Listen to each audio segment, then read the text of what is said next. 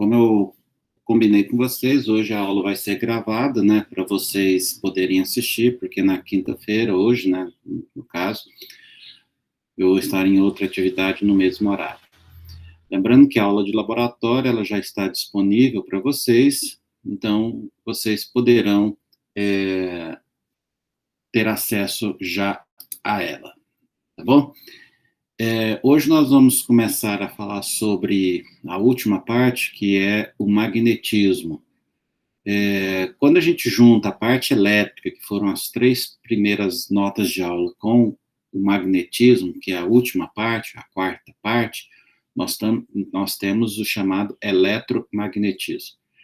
Então, nós vamos começar a falar sobre o magnetismo agora. Depois vocês terão atividade, e essa atividade, ela contará com a presença da aula de hoje. Então, quais são as origens do eletromagnetismo, né? Nós temos o seguinte: o termo magnetismo, ele resulta do nome Magnésia, que era uma região lá da Ásia, que parte da Turquia, parte do Império Grego também, naquela região ali. E aí, o que acontecia? Lá nessa região tem um minério chamado magnetita, que é o nosso ímã natural. E esse minério, esse material, ele tem a propriedade de atrair outros objetos ferrosos. E você não precisa do contato para ele, tá bom? Essa região, ela fica mais ou menos, essa magnésia, né, ela fica mais ou menos nessa região verde da Grécia. E o engraçado é que a descoberta vem lá dos tempos gregos antigos, e como você tinha muita passagem de exército, e na Grécia a gente tinha muita as chamadas cidades-estados, então acabava que exércitos passavam por essa região, e os comandantes percebiam que essa região era uma região onde os soldados se cansavam mais.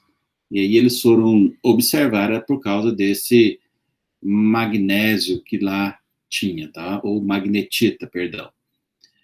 Muito bem.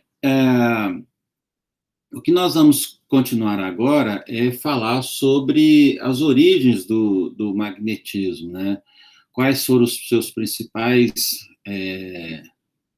construtores, etc.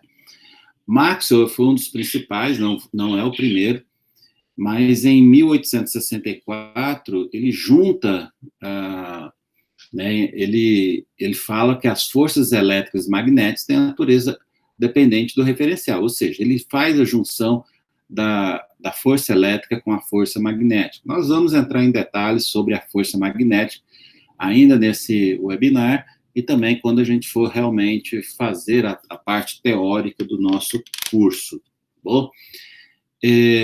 Foi ele que escreve a junção da parte elétrica com a parte magnética e forma o eletromagnetismo, e a gente tem as conhecidas equações de Maxwell.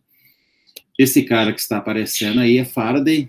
Ele identificou a rotação do plano de polarização da luz quando era colocado num campo magnético também.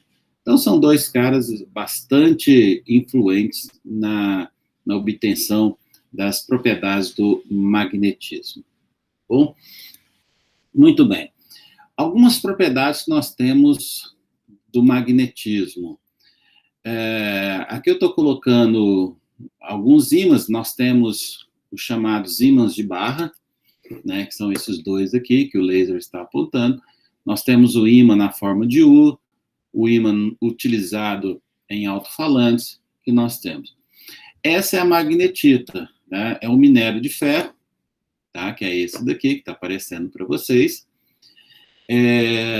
Ele tem na composição deles o óxido de ferro 2 e 3, né? E a fórmula dele é o Fe3O4. Então, ela apresenta na sua composição 69% de óxido de ferro e 31% de... Aí eu não vou lembrar como é que fala, mas acho que é trióxido de ferroso. Bom, muito bem.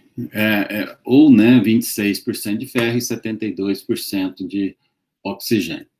Essas são as características. Ele é um cristal muito quebradiço, tá? Ela tem uma forma octaedra, e essa forma octaedra ela é repetida ao longo das coordenadas desse minério. Então, essa magnetita é o que dá a sustentação, né, a forma do nosso ímã. Hoje em dia, a gente tem outras maneiras de fazer ímãs naturais também, fazendo a composição de outros meios. Algumas propriedades são a polaridade, então nós temos um polo norte e um polo sul. Por enquanto, não foram descobertas as chamadas cargas magnéticas. Eu, particularmente, acredito que isso não seja descoberto, mas alguns cientistas ainda procuram por essas cargas magnéticas. Da mesma maneira que nós temos as cargas elétricas, eles acreditam nas cargas magnéticas. Mas, por enquanto, a primeira propriedade é a polaridade. Então, o polo norte e o polo sul. Então, vocês podem observar aqui o polo norte e o polo sul, tá bom? Outra propriedade é o chamado atratibilidade. Então, essa atratibilidade são dos polos. Então, você tem o polo norte e o polo sul. O polo norte atrai o polo sul e o polo sul atrai o polo norte. Consequentemente, nós vamos ter uma repulsão de polos iguais. Bom, então você tem aqui, ó, norte com sul, o sul, norte com norte vai ser repelido, sul com sul também vai ser repelido. Uma outra característica é a chamada inseparabilidade. Então, sempre que você tiver um polo norte, ou uma barra de ímã, por exemplo, e quebrar essa barra de ímã, você vai criar dois novos ímãs com polo norte e polo sul. Você quebrar novamente esse daqui, você vai ter o norte e o sul. E aí, por diante. Bom, o campo magnético, da mesma maneira que a gente tinha o campo elétrico, que era o responsável por gerar a força elétrica, da mesma maneira que nós tínhamos o campo gravitacional, que é responsável pela força gravitacional, a força magnética, ela também vai ser responsável, ela é não é responsável, né, mas ela é o resultado do campo magnético. Então, quando nós precisamos estudar esse campo magnético para saber como que a força magnética ela vai atuar. Nós podemos representar esses campos magnéticos por linhas de campo magnético, tá? Então, ela sempre vai sair do polo norte para o polo sul magnético. Então, aqui o amarelo é o polo norte e ela vai até o polo sul, que é o vermelho. Perdão, aqui o vermelho é o norte e vai para o sul, que é o amarelo. Bom, aqui já é um ímã em formato de U, onde nós temos as linhas indo quase que paralelas, é um campo mais uniforme, aqui um campo mais variável. Você consegue reproduzir essa imagem através de limalhas de ferro. Então, quando a gente utiliza as limalhas de ferro, tá? Você coloca um ímã debaixo de um papel, sob um papel, e você joga limalhas de ferro. É o resultado, quando você passa uma lixa, por exemplo, num pedaço de ferro, você tem aquele pó, isso é limalha de ferro, tá bom? Então, o polo norte, as linhas saem, e o polo sul, as linhas de chegada. Então, o campo magnético é a região do espaço em torno de um condutor percorrido por uma corrente elétrica ou em torno de um ímã. Por que em torno de um condutor elétrico? Porque nós vamos ver que a corrente elétrica, ela pode ser produzida o campo elétrico pode ser produzido por corrente elétrica. Nós temos os chamados ímãs naturais e o ímã formado temporário ou artificial, como queira. Bom, esse campo elétrico é um vetor, então nós vamos voltar na notação vetorial lá, igual fizemos na nota de aula 1 e 2.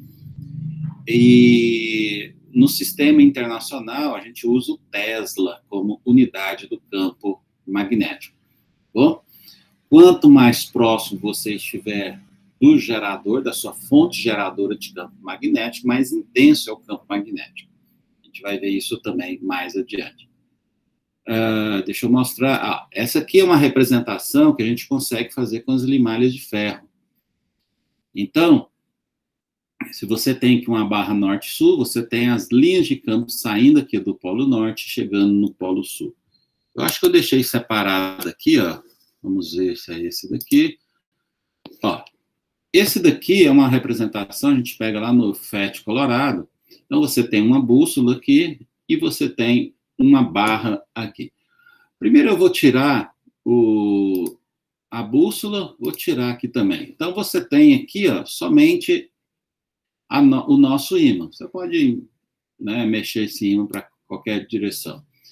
E aí eu vou mostrar o campo magnético. Ó. Então, quando eu clico aqui, então as linhas de campo magnético saem aqui do norte, observe a setinha vermelha, e vai até chegar no Polo Sul. Então, se você movimentar, aquelas setinhas elas vão acompanhar. Então, essas regiões aqui são as regiões, as linhas de campo magnético que nós temos. Bom, esse daqui é o chamado ímã natural. O próprio material, a magnetita, produz esse campo magnético. Bom, ou você, então, pode produzir um campo magnético através de uma corrente elétrica. Então, você pode observar que aqui eu tenho uma pilha, que é uma corrente contínua. Observe que eu posso aumentar. Ó. Se eu jogar aqui, deixa eu ver se eu consigo pôr no zero. Tá. Quando eu estou no zero, eu não tenho corrente elétrica passando por essa bobina. Tá? Se eu não tenho corrente passando por essa bobina, não vai produzir campo magnético. Mas quando eu ligo a nossa pilha, coloquei aqui no máximo, em 9 volts, então a corrente elétrica já é grande, então produz mais campo magnético. Mas eu posso produzir campo magnético também através de uma onda,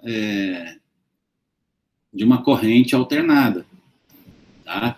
Então, observe que aqui agora o campo ele inverte. Se você olhar as setinhas, pode olhar pela bússola também, a frequência vai alterando e o campo magnético também vai alterando. Bom? Muito bem. Deixa eu só fazer aqui também. Minimizar isso. Isso. Então, vamos continuar. Ó, como eu disse para vocês, nós temos os ímãs permanentes, são os ímãs naturais, e esses ímãs permanentes, essa propriedade dos ímãs permanentes foi descoberta em 1820 por Ampère. Ampère é o mesmo cara lá da corrente elétrica, tá? E essa descoberta, ela veio através do estudo do momento magnético do elétron. O que é o momento magnético do elétron? Talvez vocês conheçam isso por spin. Spin é a rotação do elétron em torno do próprio eixo.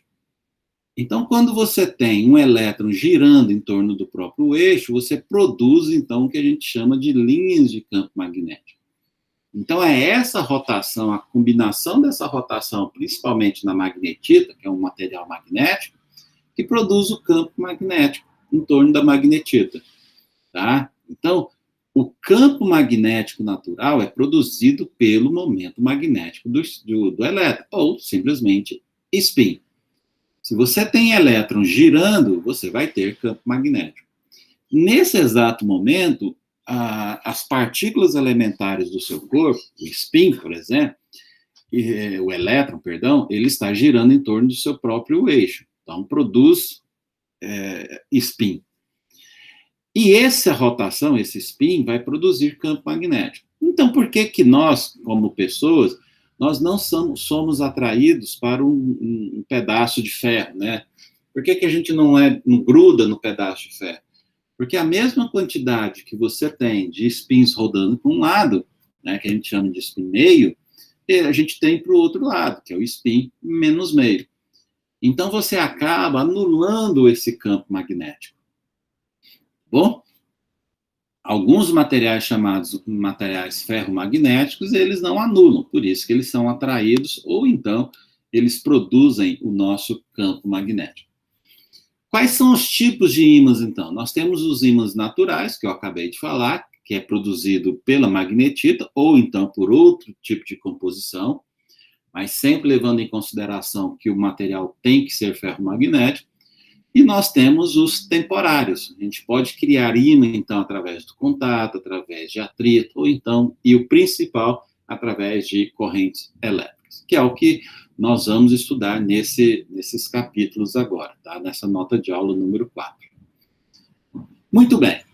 O magnetismo, ele começa a ser estudado através de um holandês, se eu não me engano, acho que é holandês mesmo, Christian Oersted. Christian Oersted, na verdade, ele estava estudando circuitos elétricos, estudando, né, vendo qual era a relação da corrente com a voltagem, etc. E aí dizem as más línguas que um estagiário dele produziu um erro no experimento e Oersted percebeu esse erro, tá? O que aconteceu? Oersted tinha um circuito simples, uma fonte, uma resistência apenas, ele queria saber o que acontecia nesse circuito. Só que, dizem as lendas, a física é cheia de lendas, a gente não sabe até que ponto essas histórias têm um fundo de verdade mesmo. Então, essa lenda diz que esse estagiário, que na verdade era um aluno de mestrado ou doutorado dele, deixou uma bússola próximo dele. Lembre-se que a bússola, ela já tinha sido inventada, né, há muito tempo, e o magnetismo ele era deixado um pouco de lado, ele não era tão estudado. Tem um material que produz atração em outros materiais, legal, então vamos começar a estudar. Mas essa foi a primeira vez que percebeu que corrente elétrica podia produzir campo magnético. Então, como que foi esse acidente, entre aspas, né? Quando Oersted ligava o circuito, a corrente passava pelo circuito e produzia um campo magnético. Esse campo magnético interferia no campo magnético terrestre e fazia com que a bússola mexesse. A agulha da bússola seria defletida. Quando a gente desligava o circuito, quando Oersted desligava o circuito, a bússola voltava para a posição normal. Então, Oersted percebeu que corrente elétrica produz campo magnético. Então, essa é uma informação importante, né? Essa é uma informação, então, obtida por Oersted, é que corrente elétrica vai produzir campo magnético. Tá bom? Então, essa é uma informação de Christian Oersted. A partir dessa informação, começou-se um avanço muito grande no estudo do magnetismo, que chegou ao passo, né, ao ponto, vamos falar dessa maneira, que alguns cientistas começaram a perguntar o contrário. Ou seja, será que campo magnético produz corrente elétrica? Isso daqui é verdade. Isso aqui já tinha sido provado. A pergunta era, campo magnético produz corrente elétrica? Essa era a dúvida. Muitos pesquisadores começaram a trabalhar nisso. Porque se você tiver um campo elétrico e produzir corrente, beleza, é uma maneira de você produzir corrente elétrica. Que naquela época, né, no século XIX, a busca era de uma maneira de você produzir corrente elétrica de maneira mais eficiente. A resposta mais efetiva aconteceu com Michael Faraday. Faraday é o mesmo lá dos capacitores. Então, se vocês começarem a perceber, alguns cientistas do meio da eletricidade, eles começaram a migrar para o magnetismo, a fazer estudos sobre magnetismo também. E depois juntaram tudo isso, tá, gente? Então, o que aconteceu? Michael Faraday, na verdade, ele mostrou experimentalmente que não é o campo magnético que produz corrente, é a variação do fluxo de campo magnético que produz corrente elétrica. Então, nessa animação que vocês estão vendo aí na tela, vocês têm um ímã, tá? Então, aqui, ó, na mão do cientista, você tem um ímã. Esse ímã tem as linhas de campo magnético, e quando ele se aproxima de uma espira, a quantidade de linhas magnéticas que atravessam essa espira, ela varia. Então, é essa variação do fluxo do campo magnético com o tempo que nós temos a produção de corrente elétrica. Nós vamos estudar isso mais em detalhes, tá? Então, ó, a variação do fluxo de campo magnético em função do tempo é isso que produz, então, a nossa corrente elétrica. Não é o campo magnético em si, mas é óbvio que o fluxo de campo magnético depende do campo magnético, então o campo magnético vai produzir corrente elétrica. Bom, inclusive, essa corrente elétrica produzida pela variação do fluxo magnético é a corrente elétrica alternada que nós temos. E dá para vocês verem aqui nessa figura, né? Observe que o amperímetro aqui, ora ele é positivo, ora é negativo. Beleza? O campo magnético também a gente chama muitas vezes de indução magnética, né? Que ele é uma grandeza vetorial, como eu já falei para vocês. E alguns fenômenos que a gente tem do campo magnético são as ações nas cargas. O campo magnético, ele interfere, sim, nas cargas. Mas antes de falar sobre essa interferência, eu quero mostrar para vocês e falar do campo magnético terrestre. O campo magnético terrestre é uma propriedade importante, tá? Então, nessas duas figuras aí, nessa da direita aqui, eu mostro uma figurinha, né, uma representação da Terra. Então, você tem a crosta aí por diante e você tem o núcleo da Terra. Esse núcleo da Terra é mais ou menos um plasma. E esse plasma, ele está em movimento. Então, se ele está em movimento, ele vai produzir o campo magnético terrestre. O campo magnético terrestre devido à desse plasma, desse núcleo da Terra. Duas consequências, uma animação, acho que não sei se é da Disney, da Pixar, né? Não sei agora quem produziu a Era do Gelo, aquela animação, eu acho que todos vocês devem ter visto. Em uma delas, se eu não me engano, na Era do Gelo 2 ou 3, aquele esquilo, ele deixa cair numa fresta aquela noz que ele fica querendo comer todo o tempo. E essa noz cai nessa fresta até o núcleo. E na animação, o núcleo da Terra, ele é uma esfera. Tá? Obviamente, na animação não ia colocar um plasma, porque se o esquilo caísse nesse plasma, ele seria queimado. Então, eles colocaram lá na animação uma esfera. E aí, quando o esquilo tenta pegar a noz, ele muda a rotação desse núcleo. Quando ele muda a rotação desse núcleo, ele começa, então, a produzir efeitos catastróficos na animação. Né? Aí você tem, então, o degelo, muita coisa. Quem não assistiu a série, vale a pena ver a série da Era do Gelo. Então, você tem, na Terra, você tem dois polos. Você tem o Polo Norte, né? Aqui você tem mais ou menos a linha do Equador, mais ou menos por aqui, e aqui você tem o Polo Sul. Só que esse Polo Norte é o chamado Polo Norte geográfico, e aqui embaixo, Polo Sul geográfico. Hemisfério Norte, Hemisfério Sul aqui embaixo. Só que devido à rotação desse núcleo da Terra aqui, você tem o Polo Norte magnético aqui embaixo e o Polo Sul magnético aqui em cima. Tá? Então, por isso que as linhas de campo magnético, elas saem do Polo Norte magnético para o Polo Sul magnético. Então, as linhas de campo magnético são essas aqui, saindo do Polo Norte para o Polo Sul. Tá? Polo Norte magnético para o Polo Sul magnético. Seria do Sul geográfico para o Norte geográfico.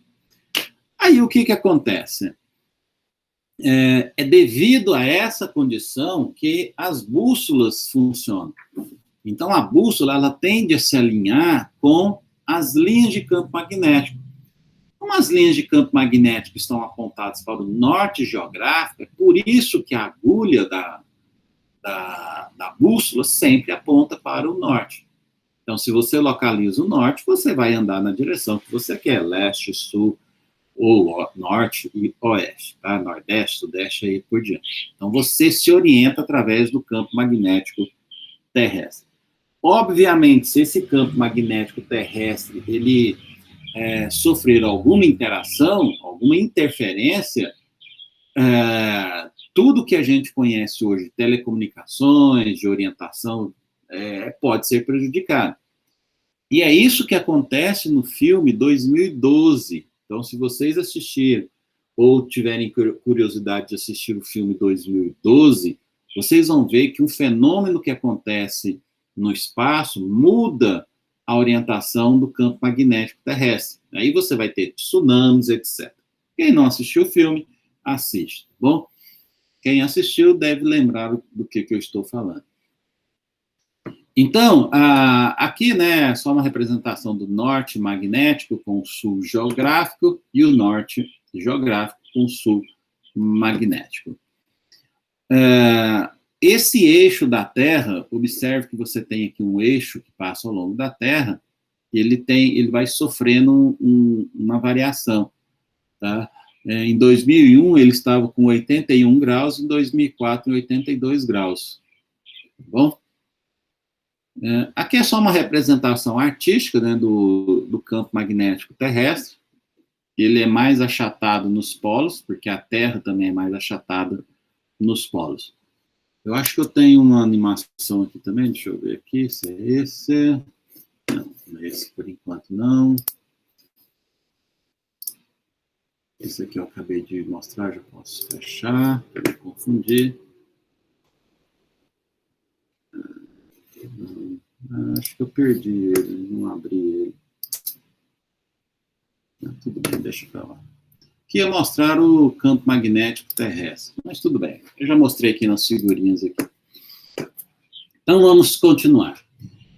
Agora, nós vamos calcular a força magnética, ou chamada também de força magnética de Lorentz, que é uma equação que ela é empírica também. Então, ela foi observada de experimentos, então não tem uma demonstração para chegar nela. Bom, o que vai acontecer? Nós vamos pegar uma carga que está aqui e nós vamos jogar essa carga com uma determinada velocidade em uma região de campo magnético. Então, observe que você tem um vetor velocidade e um vetor campo magnético. Esta força magnética também é um vetor. Bom, então aqui, ó, eu vou colocar uma setinha para representar a direção e o sentido da nossa força magnética. Lá em geometria analítica, vocês devem lembrar, dois vetores produzem um plano. Então, se eu fizer aqui, fechar, eu tenho esse plano aqui.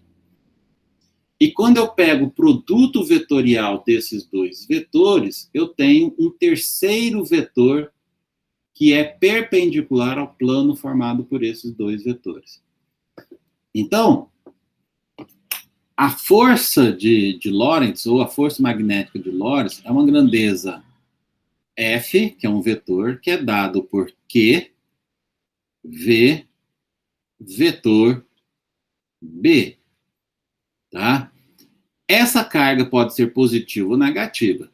Por isso que nessa figura não tem a setinha, porque se a carga for positiva, vai num sentido, se a carga for negativa, vai no sentido oposto. E o produto vetorial da velocidade pelo campo magnético me dá a força. O módulo dela, a gente sabe que o produto vetorial nós utilizamos o seno, por isso que aparece esse seno daqui, tá bom? Então, ó, a direção da força magnética é sempre perpendicular ao plano formado pelos vetores velocidade e campo magnético. Bom, essa é a expressão, né, a força magnética, que eu coloquei lá na página anterior, força B é igual a força magnética. Se vocês escreverem também FM, tá, gente? Não tem problema, não. É igual a Q vezes B, carga vezes... esse ponto aqui, que parece um produto escalar, mas é uma multiplicação normal, tá? Aí sim você tem um produto vetorial da velocidade em função do campo magnético. Então, quanto maior for a velocidade da partícula, maior vai ser a sua força, quanto maior o campo magnético, maior a sua força também. Tá bom? Então, é tudo grandezas diretamente, linearmente proporcionais. Aí a gente pode utilizar a regra da mão esquerda. Observe que o primeiro vetor, que é a velocidade, vai no dedo no maior de todos, né? Que é, o maior de todos, que é esse dedo maior aqui da nossa mão. O segundo vetor vai no dedo indicador. E, consequentemente, a força magnética vai no dedão. Porque se vocês fizerem aí a regra da mão esquerda, enquanto vocês estão assistindo o vídeo, né? O primeiro vetor, velocidade, é o dedo maior, o campo magnético é o indicador, então se vocês fizerem aí, o ângulo entre eles pode variar, que é justamente esse ângulo aqui, ó, o ângulo θ. Bom?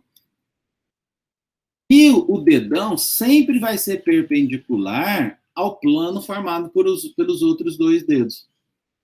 É claro que depois que você acha a direção, que é o dedão, você tem que olhar para a carga. Se essa carga for positiva, você mantém o dedão apontado para cima. Se a carga for negativa, você vai inverter a força aqui para baixo. O dedão vai ficar para baixo. Tá bom? A gente vai ver isso em mais detalhes. Muito bem. Continuando a falar sobre a força de Lorentz, né? A força magnética de Lorentz. Lembre-se que a gente vai jogar, que nós iremos jogar essa carga no interior de um campo magnético.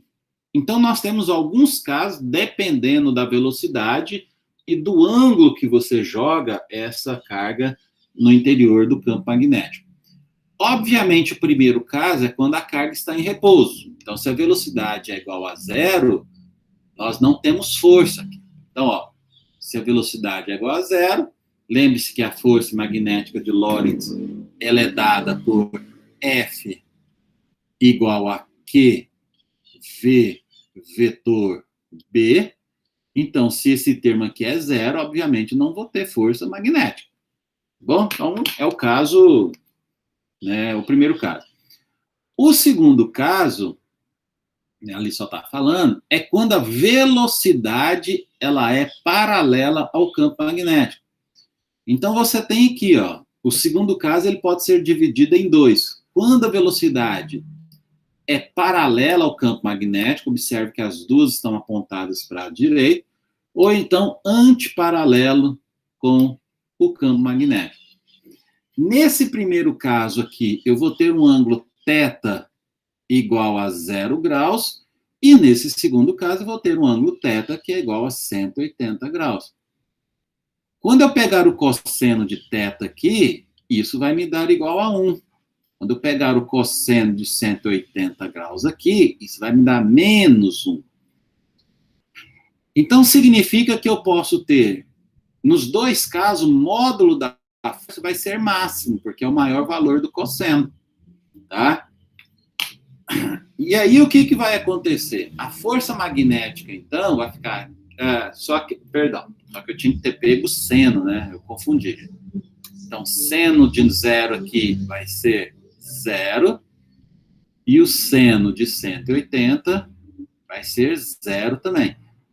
Como esse termo aqui, ó, é nulo, a força magnética ela vai ser nula.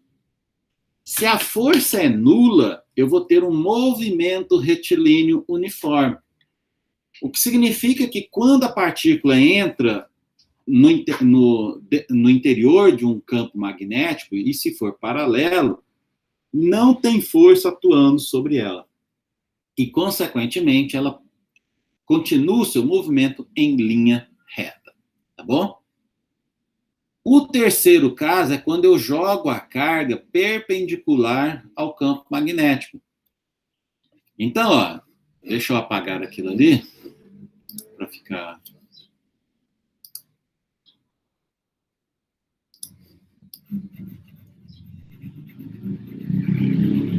não ficar em cima dele aqui.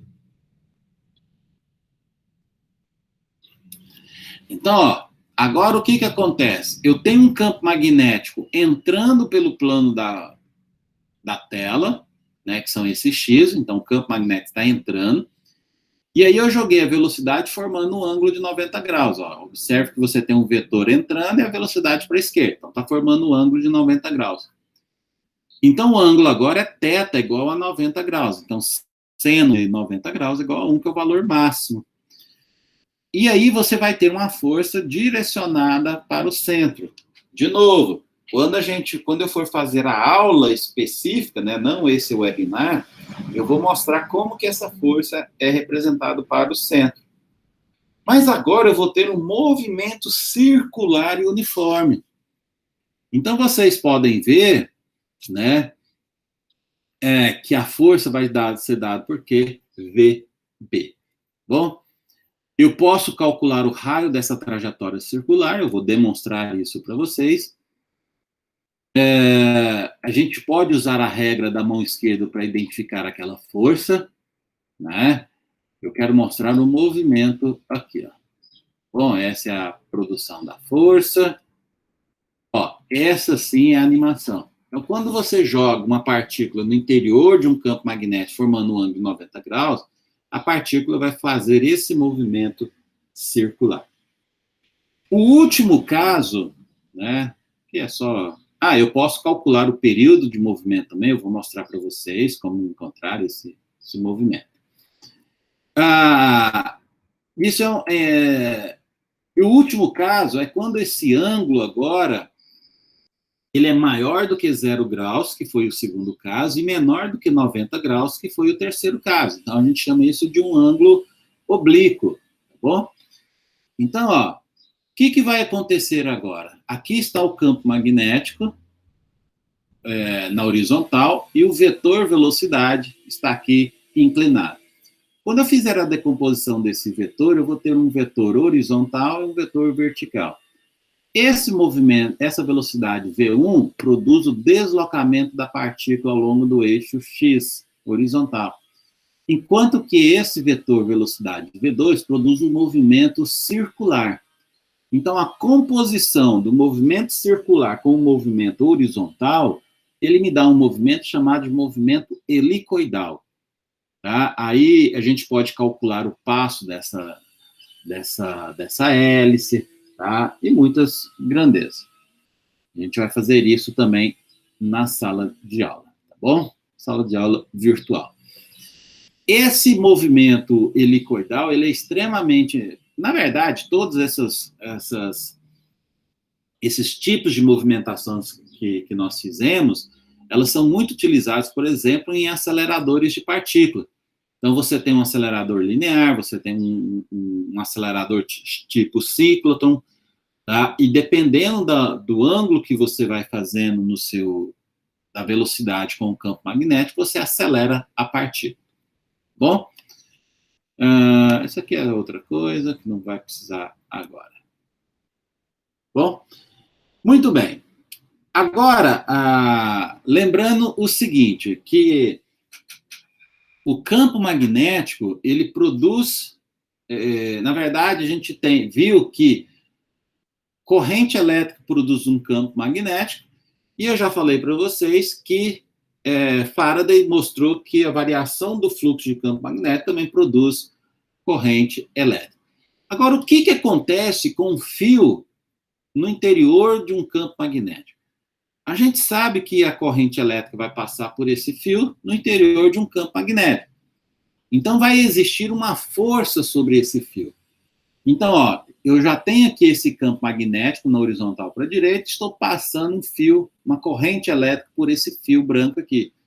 Então, vai produzir uma força sobre esse fio. Essa força pode ser suficiente até para arrebentar esse fio. Então, às vezes, você vê um fio arrebentado na rua, como que esse fio arrebentou? Será que alguém pendurou nele, né? Então, muitas vezes, é a própria força magnética atuando sobre esse fio que arrebenta o fio, tá bom? Nós vamos chegar a calcular essa expressão também. Então, a força magnética para a carga é dada por essa expressão de cima, e a força magnética no fio por essa expressão para baixo aí. Lembre-se que eu vou demonstrar isso para vocês.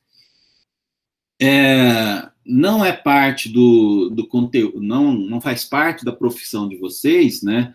Mas quando os engenheiros eletricistas vão planejar a distribuição dos postes de energia elétrica, eles têm que levar em consideração a distância entre os postes.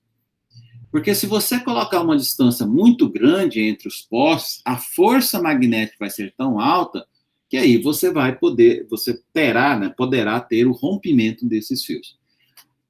Você também não pode colocar muitos fios no mesmo poste, porque senão a força de interação é grande, você pode ter o curto-circuito. Então, nessas duas imagens de baixo, eu mostrei justamente isso. Ó.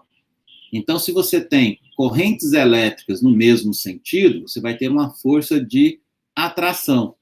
Se as correntes elétricas forem em sentidos opostos, você vai ter uma força de repulsão. Isso a gente consegue mostrar, eu vou mostrar para vocês como chegar nesse resultado aí. Tá bom? Muito bem, então essa primeira parte eu falei das propriedades do magnetismo, né? Tanto do campo magnético quanto da força magnética.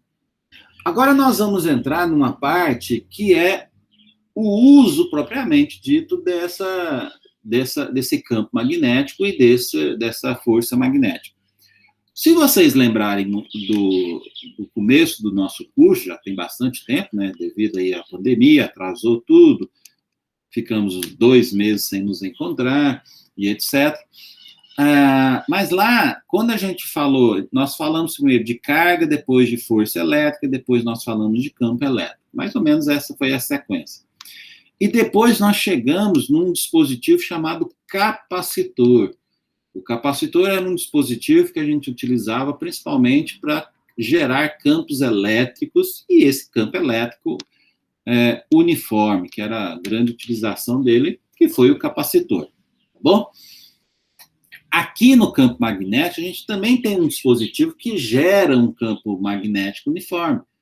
E esse dispositivo é chamado de indutor. Então, nós vamos falar sobre indutor, né, que é o dispositivo real que nós pegamos, e a indutância, que é a grandeza física.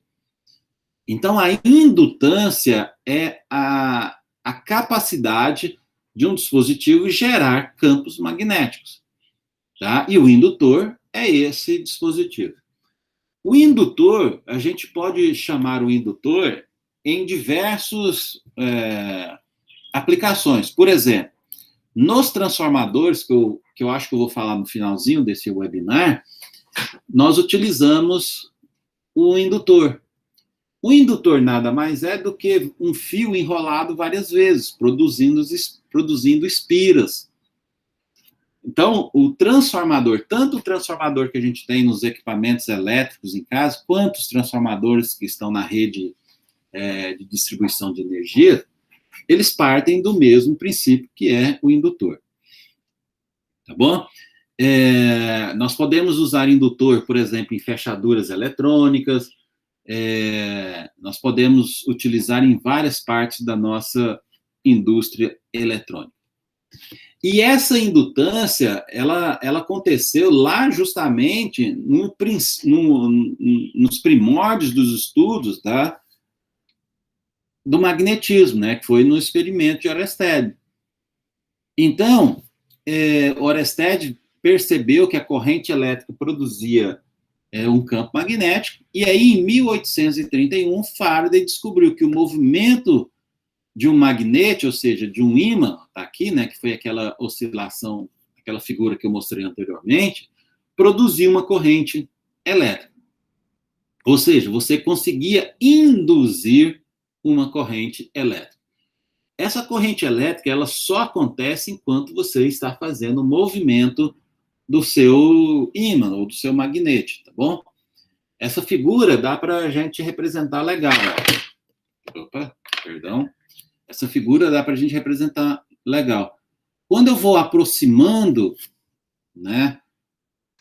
Quando eu movimento o meu ímã aqui para a esquerda, eu vou ter mais linhas de campo magnético atravessando essa espira. Então, eu vou ter um aumento do nosso fluxo de campo magnético, então eu vou ter um aumento da corrente.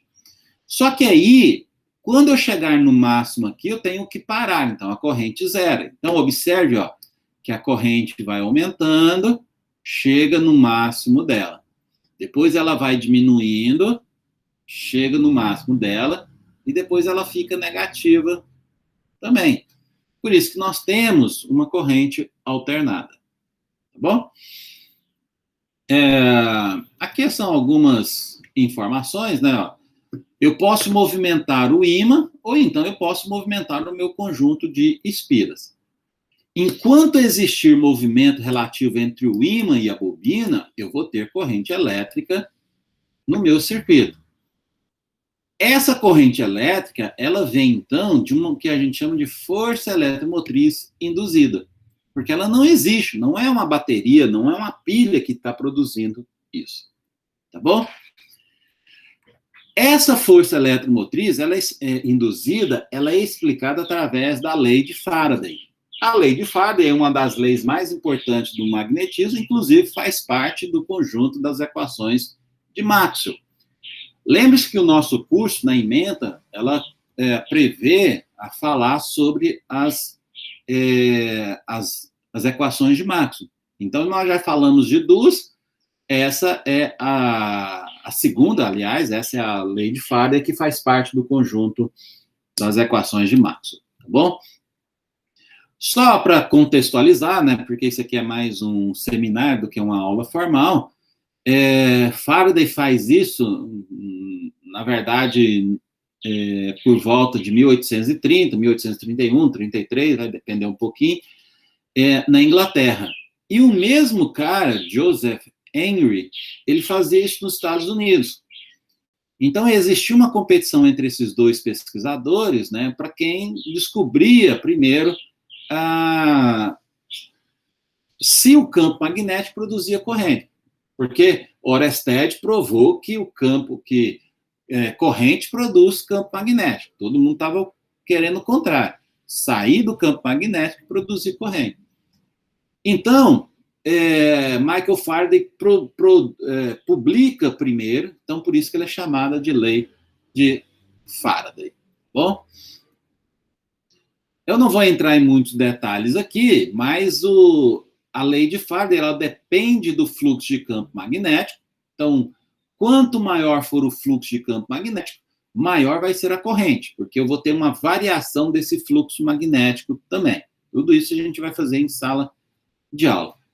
Então, a lei de Faraday é essa lei aqui, ó.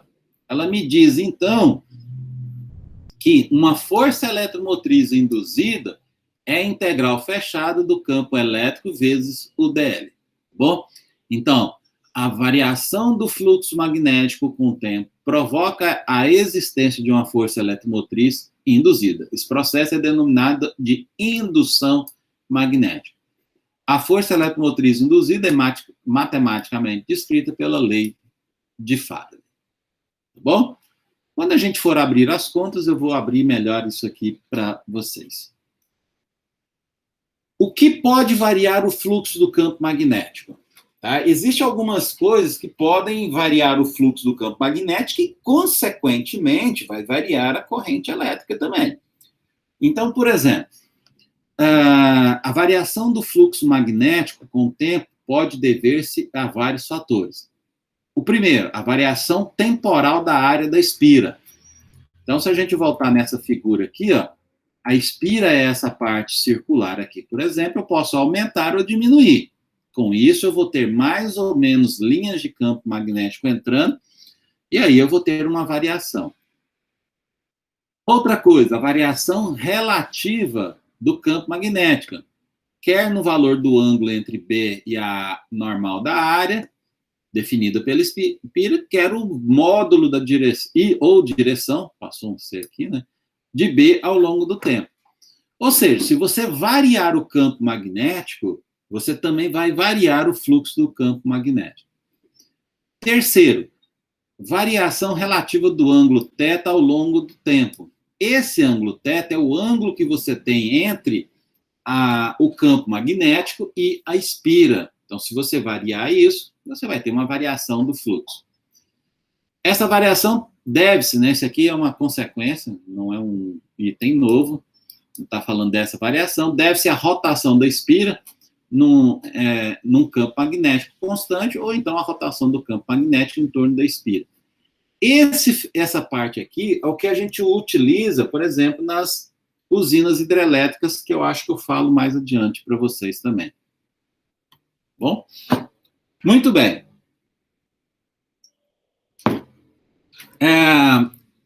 Essa aqui é só uma figura para mostrar para vocês. Eu posso ter uma espira quadrada, triangular, circular, qualquer formato. O fluxo magnético é a quantidade de linhas de campo que vai atravessar essa espira sua. Tá? Então, quando você tem esse fluxo magnético, você calcula através do campo magnético a área e o ângulo alfa. Esse ângulo alfa pode ser θ, gama, qualquer ângulo, tá bom? Então, dependendo do ângulo que você tem entre a normal da sua superfície com o campo magnético, você vai ter mais ou menos fluxo de campo magnético. Como ele depende do ângulo alfa, você tem, então, que o fluxo ele é variável. Então, enquanto você estiver girando a espira em torno do seu campo magnético, você vai ter uma variação do fluxo do campo magnético. Então, quando você tiver aqui, essas linhas em preto são os campos, são as linhas de campo magnético. Então, aqui tem B, B e B. Essa linha vermelha, a gente chama ela de normal. É o que a gente chama de vetor área. Na verdade, esse vetor área, né, a área não é uma grandeza vetorial, tá, gente? Mas o que acontece?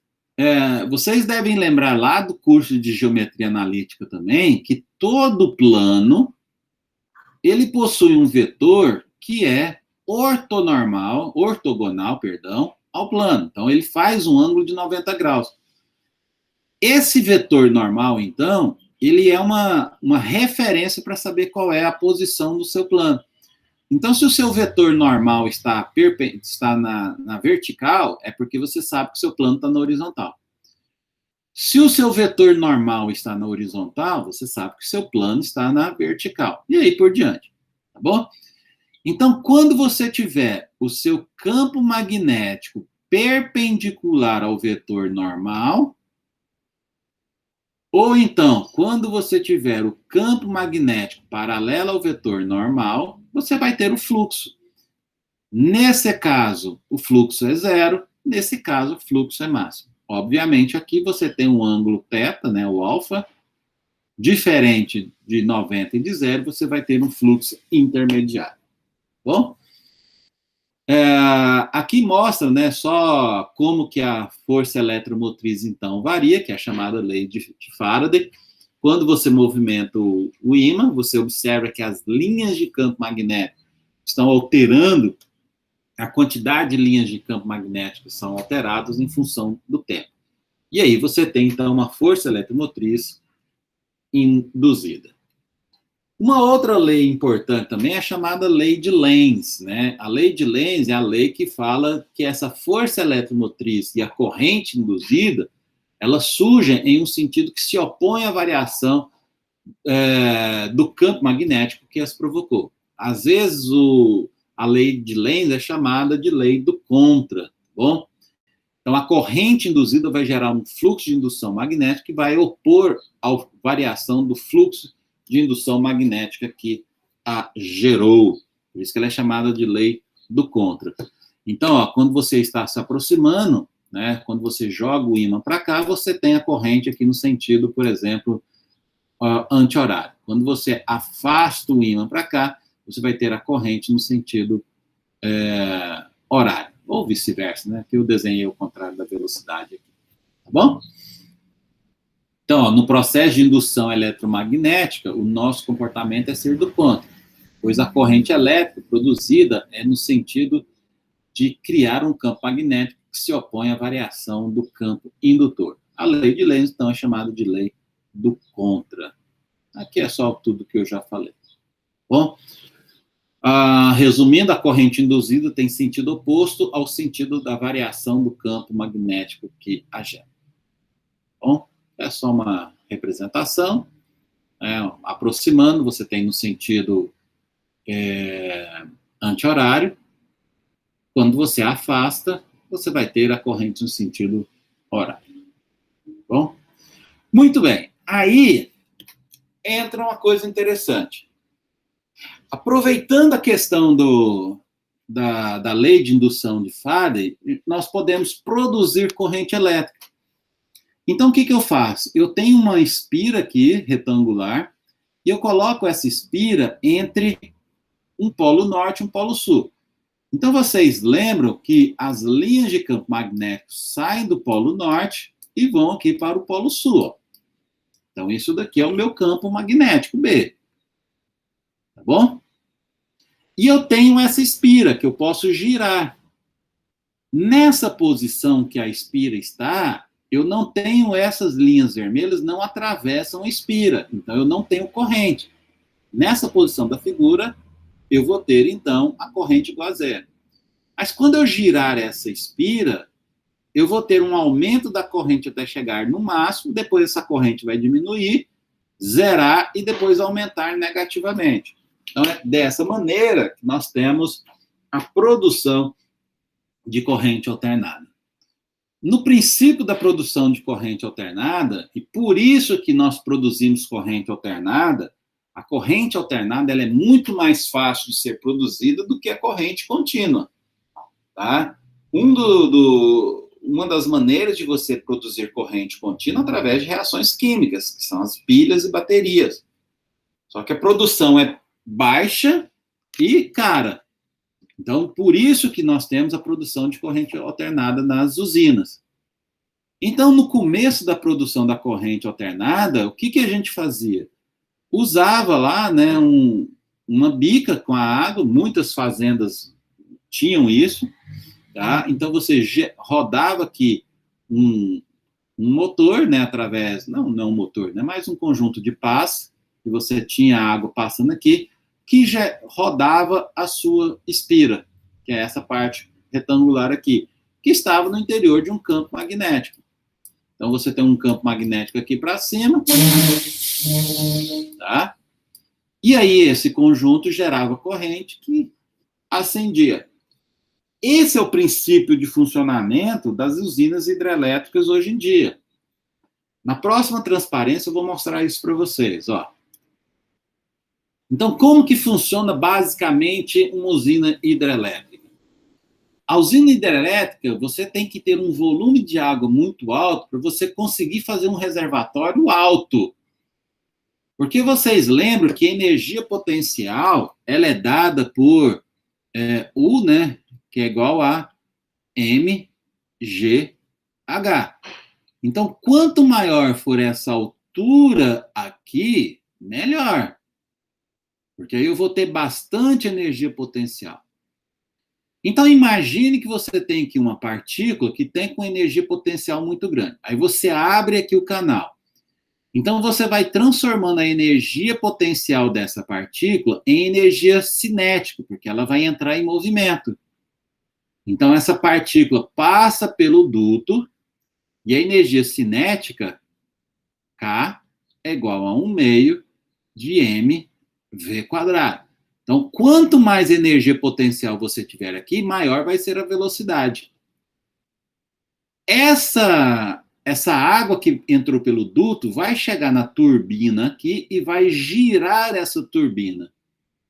Essa turbina vai produzir um movimento de rotação e vai girar as espiras que estão aqui, ó, na turbina. Você tem um campo magnético aqui, e aí, quanto mais rápido isso aqui girar, você tem produção de energia elétrica, tá? Que é esse resultado daqui. Depois que essa água passou pela turbina, ela volta para o rio, tá? E segue a vida. Mas o importante é que você tenha um volume de água muito grande para poder fazer um reservatório grande e alto. Essa energia produzida aqui, então, ela é distribuída pelas linhas de distribuição de energia. Bom, eu não lembro de onde que eu tirei essa imagem, então eu não sei qual turbina é essa mais, esse seminário está pronto há muito tempo, mas só para vocês verem o tamanho das turbinas, né? Normalmente vocês vão fazer uma visita técnica lá no Itaipu, não sei quantos de vocês já fizeram essa visita, mas vocês podem fazer essa visita técnica lá também. Então, observe o tamanho, né, das espiras que tem nessa turbina. Então, esse bicho aqui vai rodar, tá? Ó, aqui tem o tamanho de um ser humano.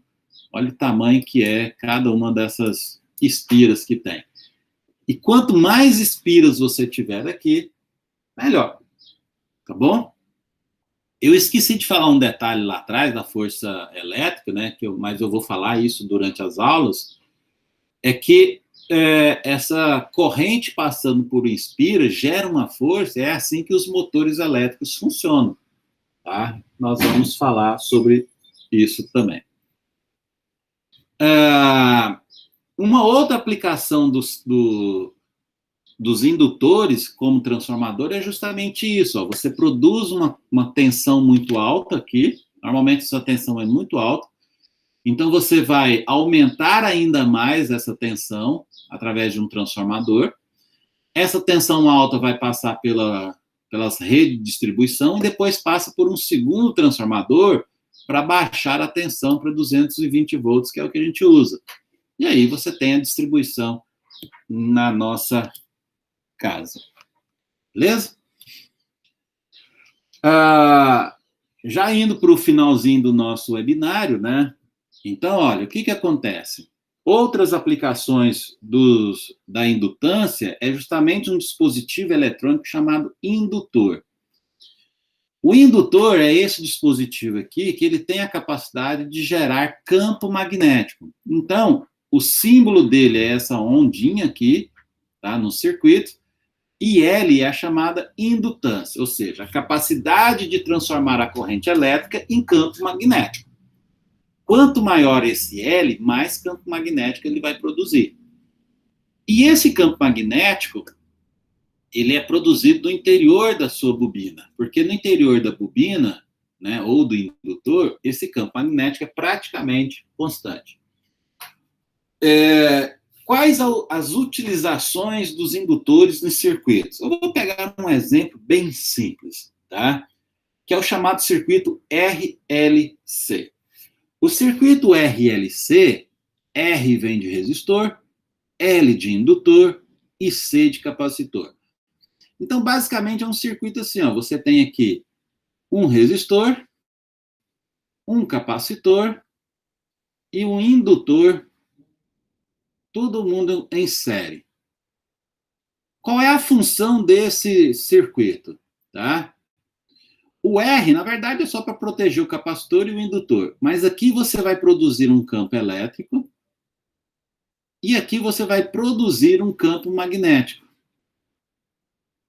Então, quando você pega um campo elétrico e um campo magnético, você tem o que a gente chama de ondas eletromagnéticas. As ondas eletromagnéticas são as ondas produzidas, por exemplo, pelas estações de rádio e pelas estações de TV. Hoje as estações de TV estão produzindo sinais digitais, então muda um pouquinho, mas a onda que tem que chegar lá é uma onda eletromagnética. Então o que você faz? Lá no seu rádio ou na sua TV, você tem um circuito RLC lá. E aí, quando você vai mudar de uma estação de rádio para outra, ou quando você vai mudar de um canal para o outro, você altera o valor dessa resistência. Quando você altera o valor dessa resistência, a corrente que passa pelo capacitor e pelo indutor muda, então você vai ter um outro campo elétrico e um outro campo magnético. E aí você entra em ressonância, ou seja, você coloca o seu aparelho na mesma frequência da onda que está chegando. E aí você consegue, então, captar essa estação de rádio. Bom, então essa é uma das funções dos indutores nos circuitos RLC. O indutor ele pode ser produzido, né, através de um fio enrolado. Vocês podem fazer isso em casa. Inclusive, vocês podem fazer um experimento em casa, né, que é pegar uma bateria. Deixa eu ver se eu consigo desenhar aqui. Ó. Você pega um prego de ferro, tá? O prego é só para potencializar o efeito. Aí você vai enrolar um fio nesse prego. E as pontas do fio você coloca numa bateria de 9 volts ou numa pilha. E aí você produziu um ímã, porque ó, quando a corrente passar por esse indutor aqui, você vai produzir campo magnético. Aí você pode aproximar esse enrolamento, esse indutor de pregos ou de materiais metálicos, né? E vocês vão ver que ele vai atrair esse material aqui. Bom? Deixa eu passar. Nós temos alguns tipos de indutores comerciais, que é o tipo radial, toroidal, encapsulado, blindado, tá? O tipo que você vai utilizar vai depender muito da aplicação no seu circuito também. Você pode fazer associação de indutores, tanto em série como em paralela, e aí ele leva em consideração o mesmo que os dos resistores. Uma associação em série de indutores é a soma direta, em paralelo a soma invertida. Bom, a indutância mútua ocorre quando vários enrolamentos ou bobinas de fios condutores têm um fluxo de indução magnética em comum. Num dispositivo com indutância mútua, são os transformadores. Então, ó, essa aqui não precisa. Então, um transformador, esse é um transformador que a gente tem na rua, que de vez em quando explode, né? E aí você fica sem energia. Mas como que é o transformador? Ó, você tem aqui uma bobina primária com um determinado número de enrolamentos. A gente chama isso de N1 ou NP, o que você quiser. E do lado de cá, você tem um enrolamento secundário, que você chama de N2 ou NP e aí por diante.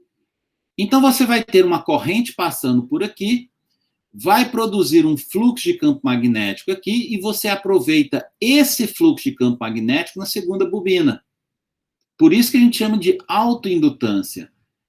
O próprio dispositivo transformador aproveita o mesmo fluxo que você produziu aqui para usar no segundo enrolamento. Como esse enrolamento tem um número de espiras diferente, a corrente que vai sair aqui, vou chamar de I2, vai ser diferente da corrente I1. Tá? Essa corrente pode ser maior ou menor. Se a corrente for maior, eu vou ter, então, uma DDP maior. Se a corrente for menor, eu vou ter uma DDP menor. Por isso que a gente tem o chamado transformador de levantamento e transformador de abaixamento. A próxima figura é só mais uma perspectiva, tá? Né? Essa também, só uma outra perspectiva de como funciona as espiras, os transformadores. Mas eu quero chegar nessa expressão aqui. Bom, então, você tem uma tensão de entrada, eu vou chamar de V1, e você tem uma tensão de saída, que é o V2. Aqui você tem o N1, que é o número de espiras no primário, e de cá N2, que é o número de espiras no secundário. O fluxo tem que ser igual, porque tudo que você produziu, porque quando a corrente passa por aqui, você vai ter um fluxo de campo magnético aqui, e aqui você vai aproveitar o mesmo fluxo. Então, por isso que eu escrevi isso aqui. Na verdade, a gente escreve assim, ó. V1 sobre N1 é igual a V2 sobre N2. Como eu quero saber é o V2, porque é a tensão de saída, então eu escrevo que V2 vai ficar V1 N2 sobre N1. Se eu tiver o N2 maior do que o N1, essa razão aqui vai ser maior do que 1. Então, isso implica que a tensão de saída, V2, é maior do que a tensão de entrada. Então, eu tenho um transformador de levantamento, por exemplo, de 110 para 220. Agora, se o N2 for menor do que N1, essa razão aqui vai ser menor do que 1, então o V2 vai ser menor do que o V1. Então, a tensão de saída vai ser menor do que a tensão de entrada.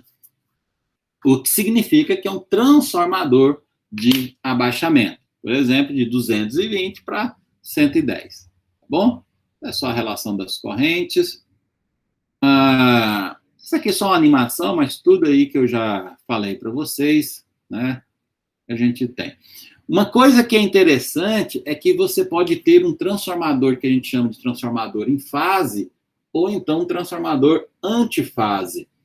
Quando você tem um transformador em fase, então, se você tem um pico de entrada positivo, você vai ter também um pico na saída, tá bom? Eles estão na mesma fase. Se for antifase, quando você tiver um pico de entrada aqui positivo, o pico de saída vai ser negativo. Na prática, isso não interfere muito, principalmente em circuitos analógicos. Quando você vai para circuitos digitais, né, diodos, transistores, aí sim você tem que tomar cuidado com essa fase do seu transformador. Então, o transformador real, a resistência de condução dos condutores é considerada, então existem fluxos de dispersão e permeabilidade do núcleo, não é infinita, e as perdas no núcleo ocorrem quando o material está submetido a um fluxo variável no tempo. Ou seja, o transformador real, obviamente, ele não vai obedecer 100% aquelas equações que a gente mostrou. Aqui é só para falar do transformador de levantamento, né? Quando a gente aplica 50 volts, por exemplo, saindo 100 volts. Esse é um transformador de abaixamento. Eu apliquei 100 volts na entrada, ele vai me dar 50 volts na saída. Beleza? Então, gente, era isso que eu queria mostrar para vocês. Deixa eu parar aqui a apresentação. Deixa eu puxar essa tela para cá. Obviamente, é muito conteúdo, a gente vai gastar uns 3 encontros só para teoria, mais um encontro talvez para fazer exercício, é um conteúdo grande, é o maior conteúdo que a gente tem nas notas, mas eu espero que tenha dado uma noção do que nós vamos fazer. Beleza? Então, depois de você assistir o vídeo, você tem uma atividade para fazer lá para mostrar, para ficar como presença. Essa atividade ela tem que ser entregue durante a quinta-feira, vou colocar até às 11 da noite da quinta-feira, vocês poderão responder durante o dia todo, tá bom? Não necessariamente até às 11 da manhã, que seria o final da aula. E aí conta como aula dada também e como presença para vocês, tá bom? Na quinta-feira que vem, no dia 24, aí sim a gente faz a aula normal, eu abri nas contas, igual a gente tem feito as outras aulas. Beleza? Então, gente, um abraço para todos, fiquem com Deus, aproveitem aí o máximo, mas com responsabilidade. Tchau, tchau.